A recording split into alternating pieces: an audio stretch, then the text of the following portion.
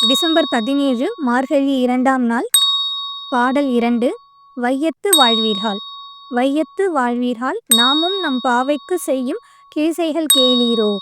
பார்க்கடலுள் பையத் துயின்று பரமன் அடிபாடி நெய்யுண்ணோம் பாலுண்ணோம் நாட்காலே நீராடி மையிட்டு எழுதோம் மலரிட்டு நாம் முடியோம் செய்யாதன செய்யோம் தீக்குறளை சென்றோதாம் ஐயமும் பிச்சையும் ஆந்தனையும் கைகாட்டி உய்யுமாறு எண்ணி உகந்தேலோர் எம்பாவாய்.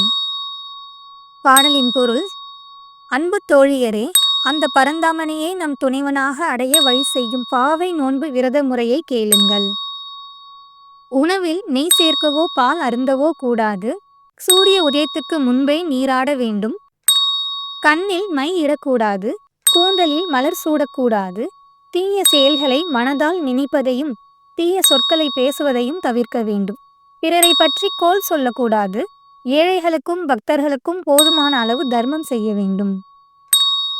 பாடலின் விளக்கம். விரதம் இருப்பது என்றால் சும்மாவா? உணவு கட்டுப்பாடு மட்டுமல்ல, மனதையும் கட்டி போட சொல்கிறாள் ஆண்டாள். நெஞ்சத்தை நல்ல நினைவுகளாலும் வாயை நல்ல சொற்களாலும் நிறைக்க வேண்டும். இப்படி இருந்தாலே பரமன் கை கெட்டும் தூரத்துக்குள் வந்து விடுவான் என்கிறாள். திருவெம்பாவை. பாடல் 2. பாசம் பரஞ்சோதிக்கென்பாய் ராப்பகல் நாம் பேசும் போதே போது இப்போதார் அமளிக்கே நேசமும் வைத்தனையோ நேரிழையாய் நேரிழையீர் சீசி இவையும் ஜிலவோ விளையாடி ஏசும் இடம் ஈதோ விண்ணோர்கள் ஏத்துதற்கு கூசும் மலர் பாதம் தந்தருள வந்தருளும் தேசன் சிவலோகன் தில்லை சிற்றம்பலத்துள் ஈசனார்க்கு அன்பர் யாம் ஆரேலோர் எம்பாவாய். பாடலின் பொருள். அருமையான அணிகலன்களை அணிந்த தோழியே, ராப்பகலாக எங்களுடன் அமர்ந்து பேசும்போது ஜோதி வடிவான நம் அண்ணாமலையார் மீது நான் கொண்ட பாசம் அளவிடற்கரியது என்று வீரம் பேசினாய். ஆனால் இப்போது நீராட அழைத்தால் வர மறுத்து மலர் பஞ்சனையில் அயர்ந்து உறங்குகிறாய் என்கிறார்கள் தோழிகள். உறங்குபவள் எழுந்து, தோழியரே, சிச்சி, இது என்ன பேச்சு? ஏதோ கண்ணயர்ந்து விட்டேன் என்பதற்காக இப்படியா கேலி பேசுவது என்றாள். அவளுக்கு பதிலளித்த தோழியர், கண்களை கூசச் செய்யும் பிரகாசமான திருவடிகளை கொண்ட சிவபெருமானை வழிபட தேவர்களே முயற்சிக்கிறார்கள்.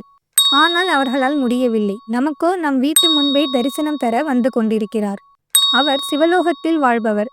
திருச்சிற்றம்பலமாகிய சிதம்பரத்தில் நடனம் புரிபவர். நம்மை தேடி வருபவர் மீது நாம் எவ்வளவு தூரம் பாசம் வைக்க வேண்டும்? நீயே புரிந்து கொள்வாயாக என்றனர்.